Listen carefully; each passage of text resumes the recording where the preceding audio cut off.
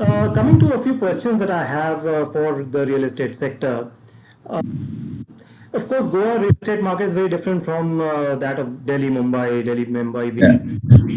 Uh, what challenges do you face for your business there in Goa? Are there problems related to labor shortage? If yes, how do you circumvent the problem? See, since we were in business for last 26 years and we had a lot of opportunities to acquire land because there were not many developers who were there that time because there was no good connectivity to Goa in early 90s. So we were the developers who were incepted at that point of time. As of now, in the last 26 years, a lot of things have changed, and good properties which are there with so much of influx of other developers coming, a good land finding is becoming a bit difficult at this stage.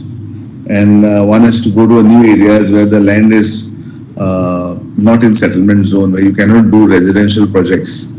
So there are very few pockets which come to us through the landowners who knows us through so many years.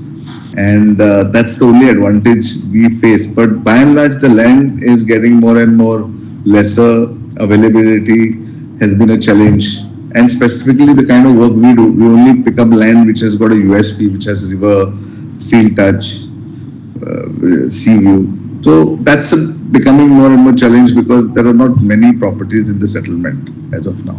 But yes, with the goodwill that we have, we do get land coming to us through our good sources, due to our What goodwill. about labor shortage? Do you face labor shortage there in Goa as well? See, Goa normally gets labor from Bihar. Some of our labor contractor are from Orissa and also from Bengal and partly from Karnataka. So if the shortage is only when month of May and when there are big festivals. But as of now, there's a lot of influx of contractors also. We do not have a challenge of laborers, but it's only seasonal. It's seasonal. As of now, it's quite in control. So only the material that is coming from outside the country, that is what is delaying. Otherwise, we don't have any issues as far as the labors are concerned. Okay, last 2 years have gone in pandemic. There was not so much of action in real estate industry. Do you think a pent up demand in the real estate sector is coming to the market now? See, the demand was always there for Goa. It was when that pandemic hit, nobody knew what was happening to anyone. So it took us a while. Only the hospitality industry got affected, but real estate, it didn't get affected. In fact, in Goa, the real estate business increased to a quite a fold because people realized that they need to stay in indoor and they need to be in a more conducive areas where they can feel at home.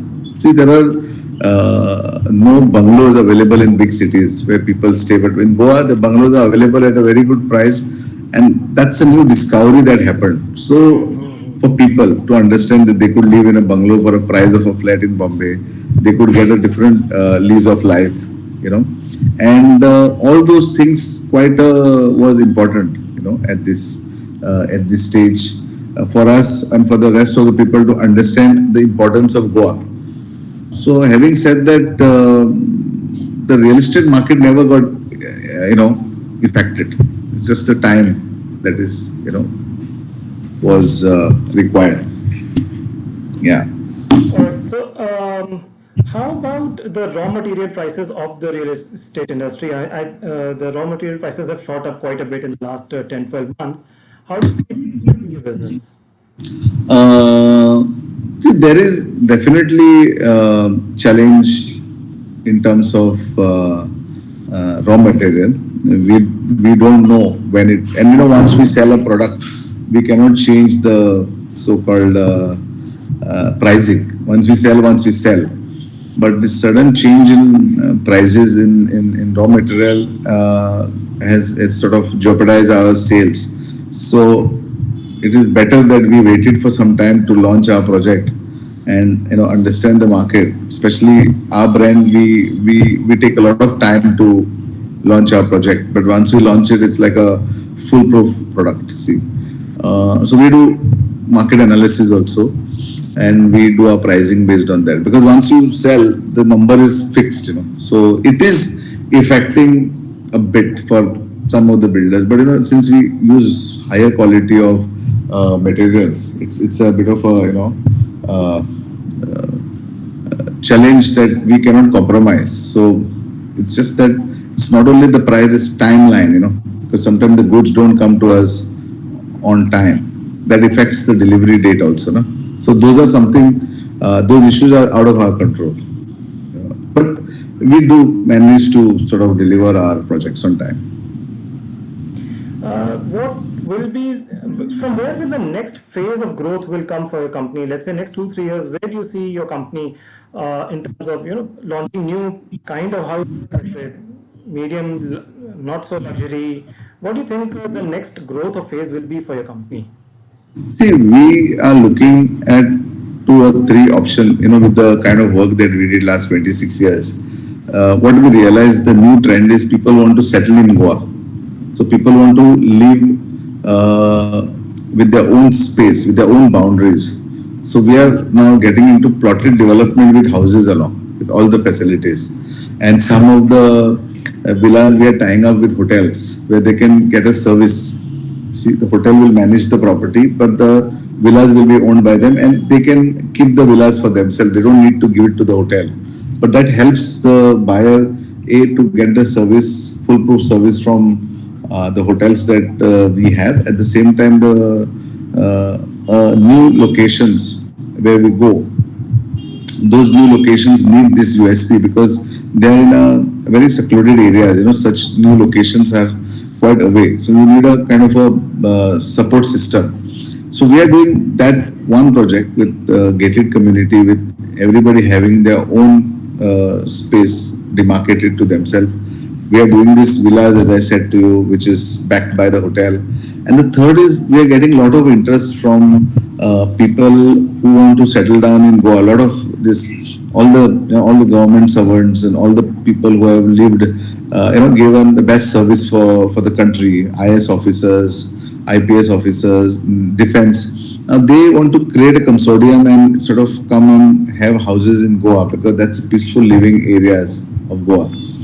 So my idea is that we must contribute to them, and I am very seriously considering in doing a project where I want to cater to this group of people and give them houses. It may take a year or so to launch, but we have already identified the land and we are in the planning process at this stage of getting them in case they want to stay, want to buy. And that's very, for the company it is quite safer because we have a committed cash flow and somebody who's already has a retirement funds available, pensions available, and at the same time they need a new area, and all like-minded people will be together. So that's the project that we are looking at this stage, because Goa's this tourism market is still there, but the tourism market also is getting a little muckier now because it's the areas where the tourists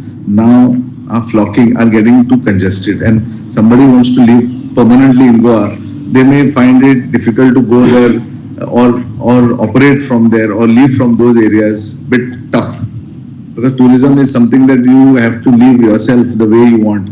With you play music, you want to party, you want to go to restaurants, but that 3 to 4 days that you create, there's a lot of activities that happens around the tourism belt. So we felt that whatever we are doing for somebody who wants to come near the tourism belt, we will have some houses for them, but major we are shifting towards more of inland, where the Goa's beauty actually lies, and give them a bit of a space for themselves. So that's the new directions that we are going. See, yeah.